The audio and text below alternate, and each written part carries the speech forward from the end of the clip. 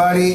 Thursday, the second day of Adar Aleph, corresponding to February 7th. Today's class and breakfast, the Elui Nishmat Abraham Ben Miriam Alav Shalom, graciously sponsored by his dear brother Ishaq Hidari, Mr. Ike Hidari, and family. Also, the Lighthouse video feed, לעילוי נשמת דבורה פייגה בת שמואל and רפואה שלמה of Ora Devora bat Rivka. The iTorah.com audio presentation, the רפואה שלמה Frida bat Tzivia Tzveta, as well as the רפואה שלמה of David Menachem ben Devora Leah. ברוך אתה אדוני אלוהינו מלך העולם שהכל נהיה בדברו. Amen. Okay, Rabotai, we'll discuss today a topic that we have been talking about it maybe a week or two ago, the topic of the sisit. And we know the pasuk in the Perashah, the Gemara says, Uritem oto uzchartem et kol mizvot Hashem. We're going to look at the sisit and we're going to remember all of the commandments from the Torah. And the Gemara writes clearly, Shekula mizvah zo keneged kol ha-mizvot kulam. The mizvah of sisit equals to all of the mizvot of the Torah. We'll discuss further. Uritem oto, the Gemara writes, Re'iyah mevi'ah lidei zechira. When you see something, you remember. How many times people take notes? How many times your wife asks you for a favor, and what do you say to her? Text it to me. Why do you ask for that to be texted? For you to be able to see it and to remember. Out of sight, and that's out of exactly mind. 3 strikes. No, that was strike one. I know. Hazawaru, welcome back. It says, Re'iyah lidei zechira. When you see, we remember. V'zechira mevi'ah lidei asiyah. And seeing and remembering, it will bring the person to perform. It's like you have something important in your office to do. What do you say? Put it on top of the list. What does it mean on top of the list? To make sure that it gets done. Rabbi Shimon ben Yochai Omer, beautiful benefit of this mitzvah. Kol hazariz b'mitzvah zu, a person that is careful and meticulous in the observance of this mitzvah, zocheu mekabel penei shechina, it has the merit of feeling Hashem's presence in the life. I said some of these things already a week ago when we discussed all the benefits, not only of the Talet Gadol, but actually of the Talet Katan. So it says, Rabbi Elazar ben Yaakov Omer, one more, Kol sheyesh lo tefillin berosho, a person that puts on tefillin on the head, utfillin bizro'o, and tefillin in the arm, besisit bebigdo, and sisit in the garments, umezuzah bepitho, and the person has a mezuzah at home, hakol behizuk shelo yecheta. All these mitzvot create such a strong, powerful presence in the spiritual life of the person that will prevent the person of actually acting in ways which are inappropriate or sinning. שנאמר, בהחוט המשולש לא במהרה ינתק. Something that is tied up in 3 ways, it will not be easy to untie it. So this is the foundation of today's Gemara. Since you heard this class a week ago, so I'm going to go to the new topic of today's Gemara, the topic of Techelet. Techelet, it's like the blue dye string of the sisit that was dyed with the blood of a sea creature known as the hilazon. It is not mandatory, just to clarify, in today's day to wear this kind of blue string in the sisit. But it is common to see, especially in Eretz Israel, that different groups wear the blue dye sisit, especially if it comes in the groups of certain Hasidim and even some Sephardim affiliated with certain movements, that they wear the techelet. For practical halachic purposes, and I have to clarify this, whoever doesn't do it, it doesn't mean that he's doing wrong. And whoever is doing it, it doesn't mean that he's doing better than the one that is not doing it. Why not? Because we don't truly have a mesorah, especially in the latter generations, to wear the concept of the techelet. Not only that, we look at the great Hachamim, great tzaddikim from the Sephardic and Ashkenazi world. Many of them don't wear it, including Hakam Yosef and the chief rabbi of Israel and Rabbi Amar and many others. They don't wear the techelet in the sisit, so we don't wear it. When Mashiach comes, Be'ezat Hashem, this will happen again, will be restored. But obviously, irrelevant that the fact that we cannot do the mitzvah, what makes the techelet color so special? So first, we are going to read the Gemara, and then I will explain something that I think is connected to the topic of the techelet. So comes the Gemara and asks, Man ishtalna? Why from all of the colors of the sisit that we need to dye one string of each corner of the sisit has to be specifically techelet? Answers the Gemara, very simple. מפני שהתכלת דומה לים. The techelet, the bluish, is equal, so to speak, comparable to the water of the ocean. Beyam dome larakia, and the ocean is a reflection of the heaven. Berakia lekiseh hakavod, and the rakia, the heaven, is mimicking the color of the throne of HaKadosh Baruch Hu. So what is the Gemara is telling us? That if you look backwards, the throne of Hashem carries like the bluish color. That causes the heaven, the sky rather, which is the first layer of the heaven. In the world of heavens, there are 7 raki'im. There are 7 levels. And the highest is the 7th heaven, close to HaKadosh Baruch Hu. So the one that we see is the lowest level. But it doesn't matter. The color transfer from the top to the bottom. So that bluish color that you see, we say blue sky. Okay? Blue sky. What does it mean? That the blue of the sky comes from the Kiseh HaKavod, and that causes a reflection on the ocean. And that's the reason why, if you're looking from a building to the ocean, you see the blue color. But according to this Gemara, what is the true color of the ocean? Clear. Water. Water.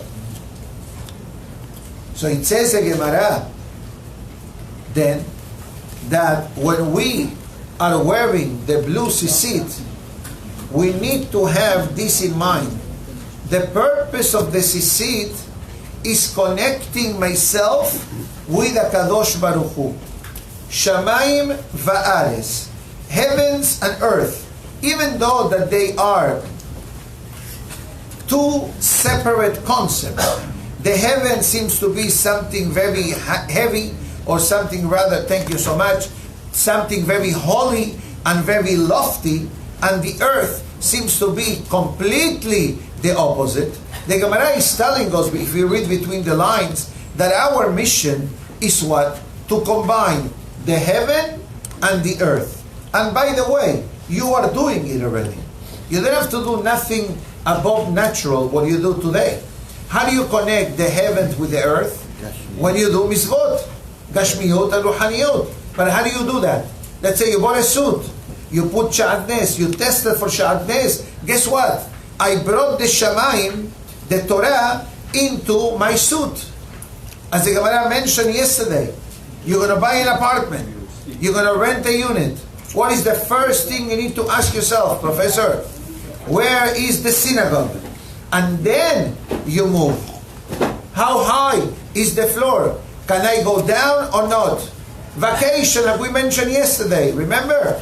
2 beds, 1 bed. Nida period or Tahara period. That means that we're combining Hashem with our daily life. Food, kasher and berachot. Money, to provide for your family, to help the needy, to help the shul. So we take physical objects and connect them with a spiritual purpose. And perhaps this, it makes sense what I'm going to say now. I'm going to put it in writing because I think the Kahal will be able to see it better. And the Zohar HaKadosh does talk about what I'm going to say now. We say the word techelet, which techelet is the name of a color.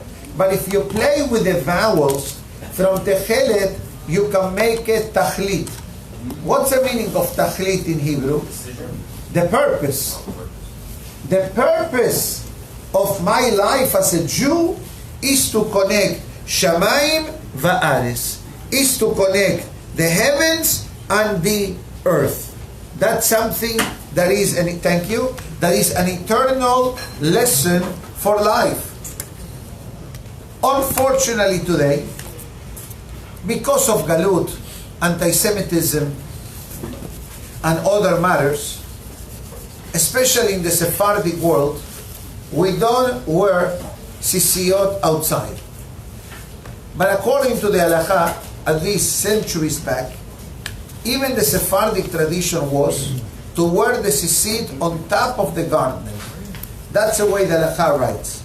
Sure, to wear the sisit, otherwise, how do you look at the sisit? And that's the reason why in the Hasidic world, that's how they walk around. You ever seen in Manhattan or in Borough Park in New York? Not here so much, but up north or in Israel, don't you see that they wear the sisit on the outside? That is based on this halakha, on this Gemara of today. But for us, our tradition is not to wear out the way perhaps in some synagogues or some groups or yeshivot they do. But Chacham Ovadia Yosef writes an interesting teshuvah, and it says that if for a yeshiva student especially, that came from Israel or in Israel proper, he came back home, and the environment at home or the environment in the city that he lives at may not be very productive to godliness, and he feels that having the sisit outside will give him more responsibility and more harayut, so to speak. In that case, he is allowed to wear the sisiyot outside. But the standard Sephardic tradition is not to wear the sisiyot outside, but one who's doing it is not doing it and is isur. But comes a Gemara and it says, today we don't have the techelet. If a person lived in a time where there was no techelet, mehila, if a person lived in a time that there is no wool available, and that's the reason why the person didn't wear the sisit, we understand. But the Gemara writes an interesting concept, and it says, Gadol onsho, in the name of Rabbi Meir, Gadol onsho shel Lavan, yoter me'onsho shel techelet. It is greater, the spiritual, detrimental consequence for not wearing a regular sisit than a person that does not wear techelet. Why not? Techelet is very difficult to come by, but regular sisit is available. And the Gemara brings a beautiful mashal. Mashal lema hadavar domeh. Imagine yourself that a king is asking a favor from two employees. Let's say I ask you a favor. Go to a kosher supermarket and bring me a raisin challah today. And I go to him and I say, bring me a bag of pita. You came back and you tell me, Rabbi, they only make raisin challah in Rosh Hashanah. But pita, they make every day. And the fellow does not bring the pita. Who the king will be upset to? The one who didn't bring it. Why not? It's available. Hazaku Baruch. And that's exactly what the Gemara of today is saying. The mitzvot that are available, do them. grab them, run after them. The mitzvah that is not available is a different story. Like now, guess what? Now we're talking about the techelet. We are being compensated from Shamayim like if we are wearing techelet. Why? Because I'm talking about it. And we have a rule in the Torah. Mitzvot that cannot be performed. And we speak about that this mitzvot is comparable like we did the mitzvah. One more sentence from the Gemara. My throat is dry. Sorry.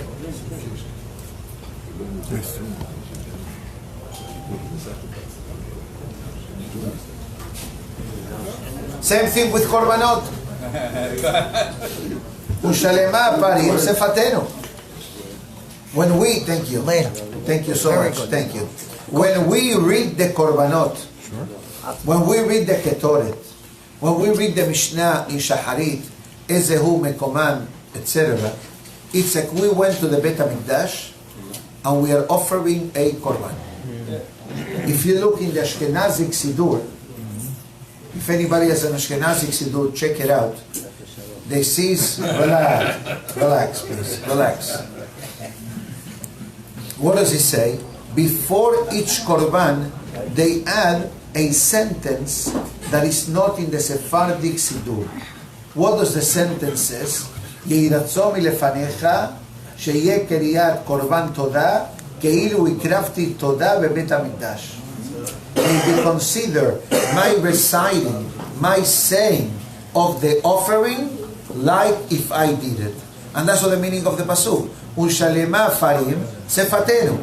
Our lips will be filled of the korbanot. How can the korbanot fill the lips? It means when we read the korbanot, or in the case of today's Gemara, like if we talk about the mitzvah. But I need to clarify that this is only applicable when a person does not have the opportunity of fulfilling the mitzvah, like techelet, like korbanot, like this week's Perashah Terumah. Perashah Terumah talks about what? The building of the Mishkan. So we talk about it, we learn about it, and that brings great beracha to the person. One more. היה רבי מאיר אומר, היבדם לברך 100 ברכות בכל יום. A person must recite 100 blessings daily. And this counting of the 100 blessings begins with Arvit at night. They don't start with Shaharit, they begin with Arvit. Why? Because according to our Torah, when does the day start? The night before. So that's where the clock starts ticking. 100 berachot a day. Shene'emar, as the pasuk writes, Be'ata Israel, ma Hashem Elokecha shel me'imach. And now Jewish people, what is God asking you? And the Gemara makes a beautiful derasha. Al tikre ma ela me'a. Don't say what is Hashem is asking from us, but Hashem is asking from us to recite 100 blessings a day. Why specifically 100 blessings? Because anything related to the number 100, it demonstrates a certain level of strength, a certain level of hazakah. 100 is a 3-digit number. 100 is the lowest 3-digit numbers. So when we say 100 times Baruch Atah in the day, that injects into the neshama of the person a tremendous amount of love and affinity and connection with HaKadosh Baruch Hu. But not only that, part of the reasons why the berachot are established, reason number one, hakarat hatov. Now when a person says a beracha, the person in a way is recognizing the opportunity and the blessing and the gift that Hashem gave the person. But there is an added benefit by reciting berachot. The Gemara says, Kol hamevarech mitbarech. Whoever says a blessing gets blessed. And where do we learn this from? From the Torah. When the story with Abraham Avinu, Hashem says to Abraham, Ba'avarecha mevarechecha umkalelcha aor. V'nibrechu becha kol mishpechot ha'adama u'zara'echa. What God says, everyone that blesses you will be blessed. And this is something that happens to us also. Sorry. When we say berachot, that beracha bounces back. This is the reason why a few weeks ago we gave a class in this topic here, and we explained the importance of A, knowing the beracha that a person is going to say, but B, which is equally important, it's the concept of how a person recites the beracha. And we mentioned what it says in the name of Rabbi Sadka and others, that the beracha needs to be separated in three parts. Baruch atah Hashem, pause, for a second or less, Elokeinu melech ha'olam, borei peri ha'adamah, for example. And that when you say the beracha so slow, which again didn't take more than 4 or 5 seconds, that brings a tremendous amount of beracha and irat shamayim and emunah with the person. So now, the Gemara brings a statement that needs to be introduced with a question. I understand that for me to recite 100 blessings a day is very simple. Why? Let's do the numbers together. I pray, Baruch Hashem, 3 times a day. That's already 3 times 19, 57 blessings. In the Amidah alone, we have 57 blessings. Then we have Birkot HaShachar, 15 blessings. I'm already in 72 blessings. Then I have Berachot before Shema, Berachot after Shema, in the evening and in the morning. Okay? There I have 2, 2, 4. I have like 7 Berachot, and probably more, but I think 7. That's already 79. Then you have Talet, Tefillin, okay? Then I'm sure you go to the bathroom twice a day. Minimum. If you don't, go see a doctor. Okay? Chaim Tovim. So we have a Sheriatzar. I'm sure you don't fast every day. You have a tea, you have a coffee, milk, juice, breakfast, lunch, dinner, snack. Bottom line? No. 100. Birkat Hamazon. And if you eat bread and you make hamosi, you already have 4 berachot, plus netilat yadayim, etc. So you have plenty. You're going to get 17 more on the foods. Okay. So you overdraw. You above and beyond. So it's very easy. So the Gemara brings a question. How do we do on Shabbat? So the Gemara says, Rav Hiya bered Rav Avia, b'Shabbata u'b'Yamei in Shabbat and Yamim Tovim. Because what's the problem now? What's the challenge The now? Hamidah. Okay, you erase that, I'll write the next one. Let's do some numbers. The weekday Amidah, 19 Berachot, Shabbat Amidah, 7. We have times 3, 57, times 4, 28. So I do have a minus of 27 Berachot to make up, 29 to make up just in the Amidah alone. But it's not a big deal. If you do what's right, you can erase this. So we do, Musaf is included. Yeah. I added. So we have, let's start Friday night. We have the Kiddush. Ambore Peria Gefen, that's 2 blessings. Netilat Yadayim, Hamotzi Lechem Min Haaretz, another 2 blessings. 4 blessings of Birkat Hamazon, that's already 8. So at night, I already gained 8 berachot. And what is the halakha says? On Friday night or Shabbat, don't bring the dessert before Birkat Hamazon. Keep the dessert in the kitchen. Once you finish the Birkat Hamazon, then you bring the dessert on the table. This way you can say, whatever you have, mezonot, ta'es, adama, she'akol, and ala mehiya, whatever you have, you can definitely gain 4 or 5 blessings extra. So I'm already 12 made up out of the 29. 17. 29, correct. Okay? So I'm missing 17. So I do the same thing the next day, lunch. You have 1 beracha of the lunch, Kiddush. You have Netilah, Hamosi, 4 blessings of Birkat Hamazon. That's already 7 out of 17. So I'm only missing 10 berachot. So I can do the same formula. I have dessert, or I don't have dessert during the daytime. I go take a nap, but when I wake up, I drink something. Or I have something to eat, light. Then you come to the shul. Okay? I come to the shul. What do? Sauda shirishit with bread. That's the key. Bread is the key. So we have Netilat Yadayim, Amosi Lechem Min Haaretz, and 4 blessings of Birkat Hamazon. So bottom line, I'm already covering the 100 blessings a day.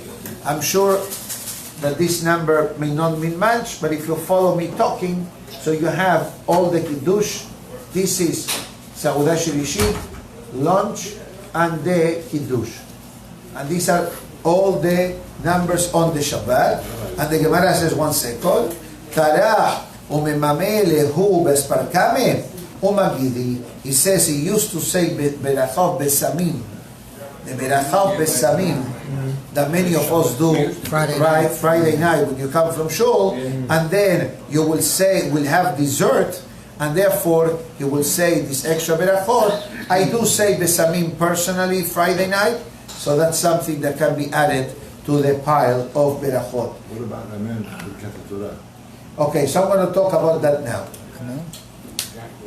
There is an opinion, Hakam Rabbi Yosef brings it down, that in the event that a person for some reason knows that will not be able to make up for the 100 blessings, let's say that a person doesn't eat dessert, but a person does not eat fruit.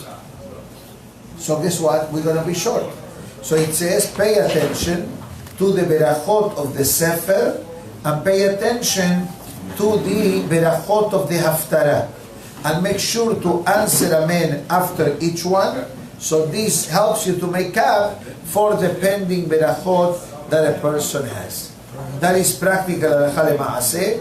But honestly speaking, if we do what we're supposed to do, we should not have a problem with the magic number 100, etc. Okay. We used to have in Moroccan tradition to make brachot before the motzi at noon on Shabbat. Yes. Yes. Yes. We are familiar with that custom. And the purpose of that is done to increase berachot. Sure. Yeah, we have Yeah, maza. Scotch. Scotch also? Not here. Let's continue. Comes the Zohar of today and talks about the topic of the holiness of the table of a Jew. But since this is a topic that we discussed several times, I'm going to read only the introduction to the Zohar. And the Zohar says, when a Yehudi eats, we eat different than a Goy eats. First we eat kasher, then we say berachot before and after. But the Zohar adds one more component, the concept of saying divrei Torah on the table, especially Shabbat and Yom Tov. Every day will be ideal, but people are in a rush, different eating schedules, but Shabbat and Yom Tov, that everybody eats at the same time, it is important. And the Zohar Kadosh writes, and it says that in the time of the Bet HaMikdash existed, we used to eat korbanot. What were the korbanot? The sacrifices in the Bet HaMikdash. But now that we don't have korbanot in the Bet HaMikdash, what do we eat on our table? The lechem, the pat. So the Zohar Kadosh writes, and it says that when a person says the beracha on the bread, especially Shabbat and Yom Tov, we are welcoming a Kadosh Baruch Hu into our home. The Gemara writes, Bizman shebet HaMikdash kayam mizbeach mechaper. During the time that the Bet HaMikdash was alive, a person was bringing in a sacrifice and will atone for the sins. עכשיו שאין בית המקדש קיים, but now that we don't have a Bet HaMikdash, what atones on the person? The Gemara says, Shulchano, the table of a Jew. That's the reason why the Zohar mentioned 2 weeks ago that on Shabbat it is important to have bread on the table constantly. Meaning to say, even when we finish the Sa'udah and we are clearing the table, leave the bread and the salt on the table. Why, the Zohar explained?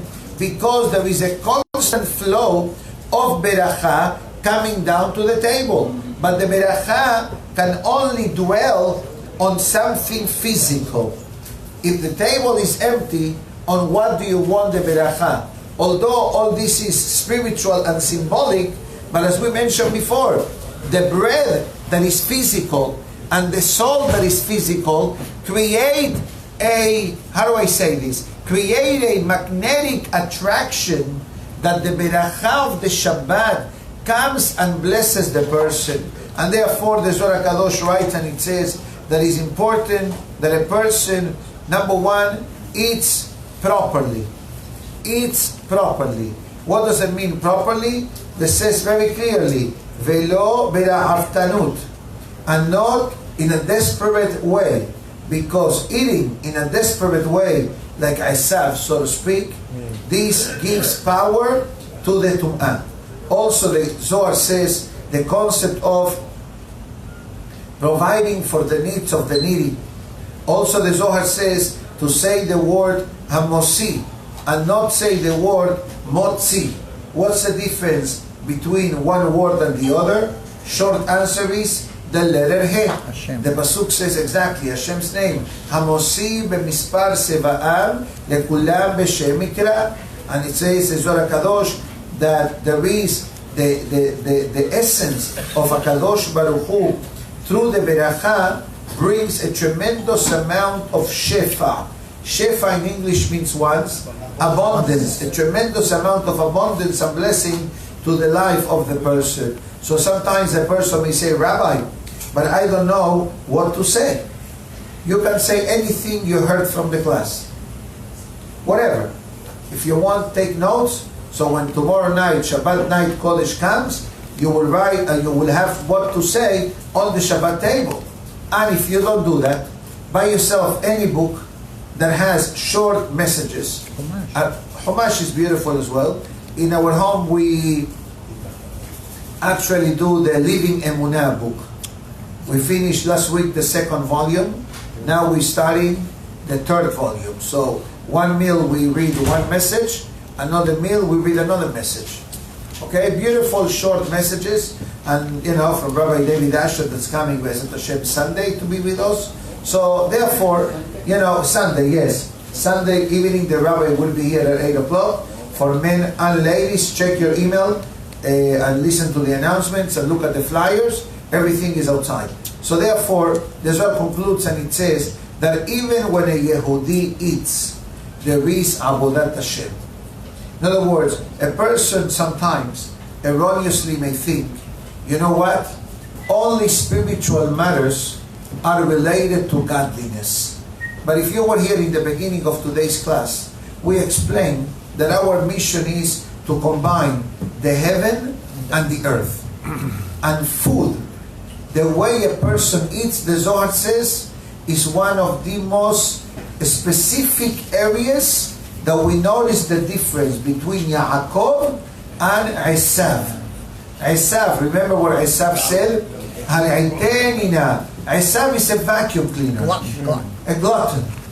Okay? Glutton in Spanish, glutton in English. Same thing. What does it mean? Esav ate without end. Esav ate without control. Esav ate because he believed that if it's on the table, cannot go back to the kitchen. Has the shalom. But this is how Esav ate. And that's what the Pasuk says. Yaakov Avinu was cooking avelim food. And it says ades, right? Lentils. Now, what does it say? Give me, hal'aiteni means pour, min ha'adom, from the red lentils. Why do you call them red lentils if they were white lentils? Short answer, Esav had no patience for the food to be ready to be eaten. He says, I want to eat it the way it is. Eat it raw. This was Esav's attitude. And therefore, it says in Zohar Kadosh that a person needs to understand that food is also a way of serving God. And that's why it says, Be'achalta v'savato v'rachta be'achal mehila. Another pasuk, Be'achalta lifnei Hashem, Be'achalta sham lifnei Hashem Elokecha. You will eat in front of God. That's the meaning of this verse. What does it mean? The Zohar says that every time a person eats, needs to have in mind, I'm eating in front of HaKadosh Baruch Hu. And then you're going to understand. Dress code when a person eats. Proper dress code. Berachot, before, after. Even the topics that a person talks during the meal. We already discussed on last Friday, the guidelines of proper speech in honor of Shabbat, etc. The Musar of today talks about a great personality, but parallel to that, a dangerous personality. The great personality, the Musar says, Ashre mi she'eno ko'es. Great is the merit, fortunate is the person who does not get angry. I'm not saying that it's easy, but to get angry excessively or to blow up and act in ways which are unacceptable is forbidden. Beruho nemucha v'shefela. And the person has a low spirit. A low spirit means of humility, not of depression. Ashrei mishema'arich hakol. Fortunate is the person she'eno memaher lichos, that doesn't run to get upset. In other words, a person that has patience, a person that has tolerance, a person that has self-control. And he brings different pesukim of different the Torah. We're not saying, Rabotai, that this is an automatic thing that a person says, oh, I listen to the rabbi, from now on, I'm not going to get upset. Okay? It doesn't work like that. But a person needs to be conscientious with themselves and perhaps make a deal with yourself.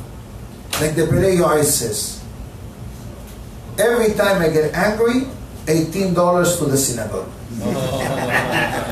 Actually, 101 is better. You become a multimillionaire. Okay. If the shul becoming multimillionaire help a Jew not to get angry, tabo alechem beracha.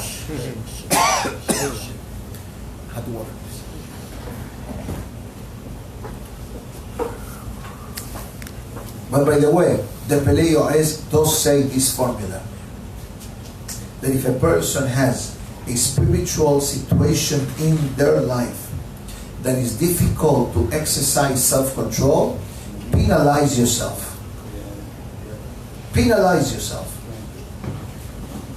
Like you give incentives, give an incentive to yourself. And this way, it says the Perei Yoais, sooner or later, it's going to hit the person. Thank you so much. Thank you. Because many times, let's be honest here, what prompts a person to get upset?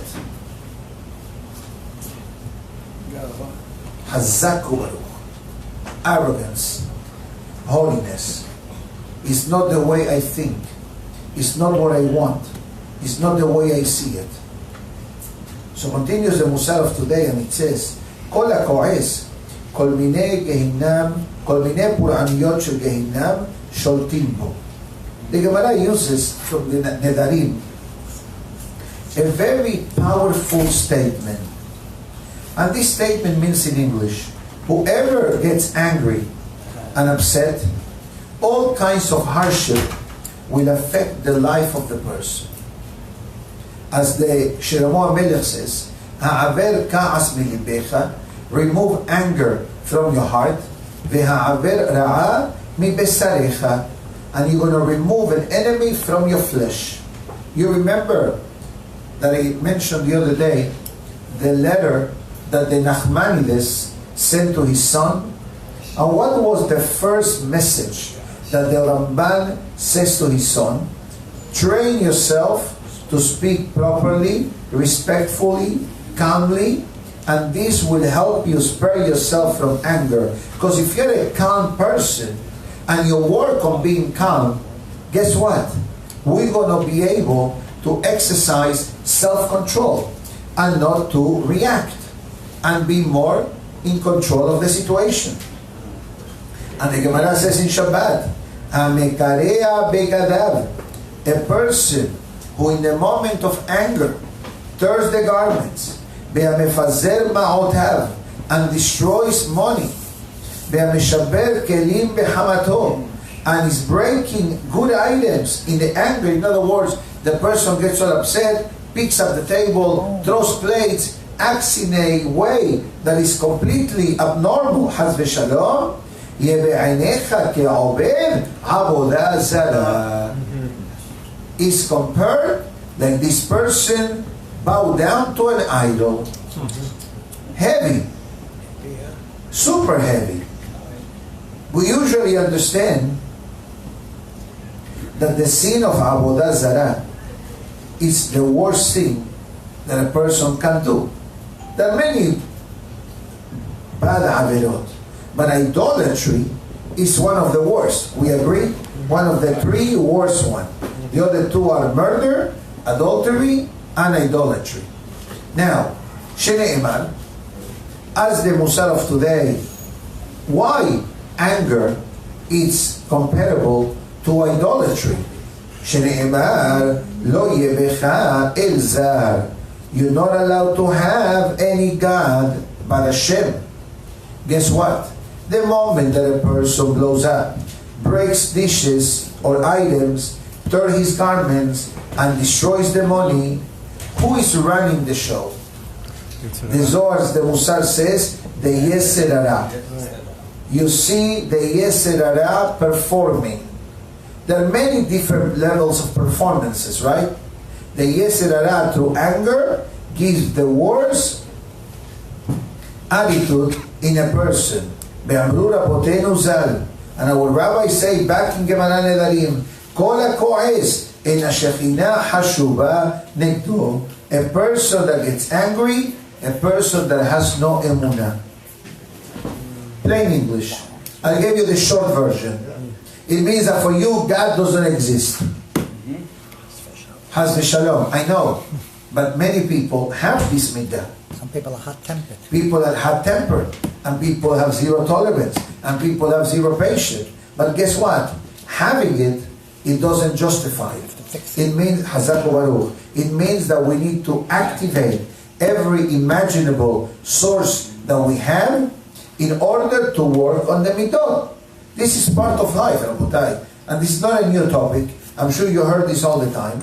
That part of Avodat Hashem, besides mitzvot and learning and ma'asim tovim and charity, is what? Becoming a better person. Fine-tuning our personality. And again, why does the person get upset? You mentioned before, arrogance. Because the person says, I believe that it should be this way. So what about the basic principle of emunah? That everything happens for good, and everything happens from Hashem, and there is no bad coming from God. So what is our emunah? You thought that it should be this way. Maybe God decided to be a different way. I'm not saying not to talk. I'm not saying not to dialogue.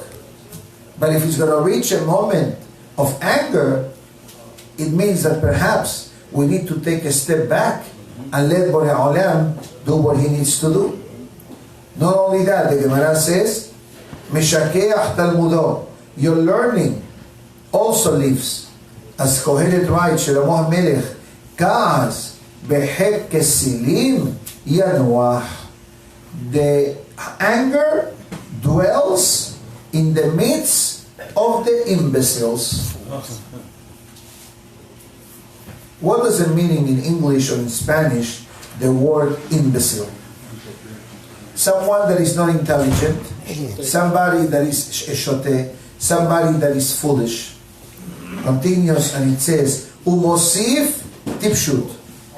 It varies the person more and more in life. Ubeyadua, and this is the scary statement.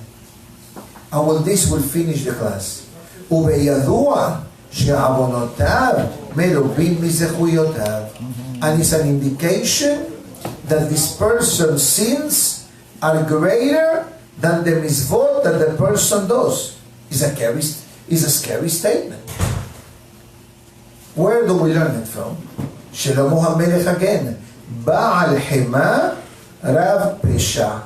A person that is hot temper, because Hema is Lashon Ham. Okay? Hot temper person probably has more averot than mitzvot. And then you may ask yourself, and how do we know this? Maybe the person does a lot of mitzvot and a lot of ma'asim tovim, but has a defect of anger. According to what we are saying, the presence of anger and doing a lot of mitzvot, it doesn't value the mitzvah. Meaning to say, if a person did a mitzvah with anger, you were angry and you did the mitzvah, is that considered a beautiful mitzvah? No. To me, no. So that's what the Musar of today is saying. He's saying the person may say, you know what, I do a lot of mitzvot, so I get angry, I speak my mind. The Musar is telling you, you think that your mitzvot go to Kedusha? When a person does mitzvot under the influence of anger, the mitzvot go to Tum'ah. God forbid, I'm sorry to be so strong, but that's what the Zohar Kadosh writes. Not only that, if we listen to what he said before, if a person, the moment of anger, is doing Avodah Zarah like, so then how does the person is able to remain alive? If the neshama leaves, shouldn't the person leave the world? The Zohar explains no, because the neshama from Tum'ah, from the dark forces, come and take over the personality of the person. Welcome back. Good morning. You understand? Road rage. Yeah. Road rage. Leads to murder. Have you heard of this road rage? They had a whole spectrum. All over. Road rage is killing people. Haz v'shalom. You see, they put new signs in the city of Aventura. You see them? To be cautious when you drive.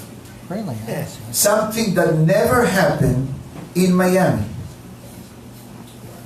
Never happened. First time in the history that we see such a sign. If you want to see it, Ives Dairy and Biscayne Boulevard. Why? Because unfortunately, lately, people are displaying a tremendous amount of anger when they are driving. I can't blame the Floridians, I can't blame the visitors, we cannot blame anyone. But life became much more stressful. Where road rage comes from? Stress, anger, desperation, lack of tolerance, Hot temper. lack of patience, hot temper, Get a habits. 100%. So I see that everybody is on the same page and everybody knows what I'm going to say. So at this moment, we'll finish the class of today. Have a great day, everybody. Thank you for helping me in the last few moments of today's class. Hazau Baruch. And we'll have a great day as well. Baruch Adonai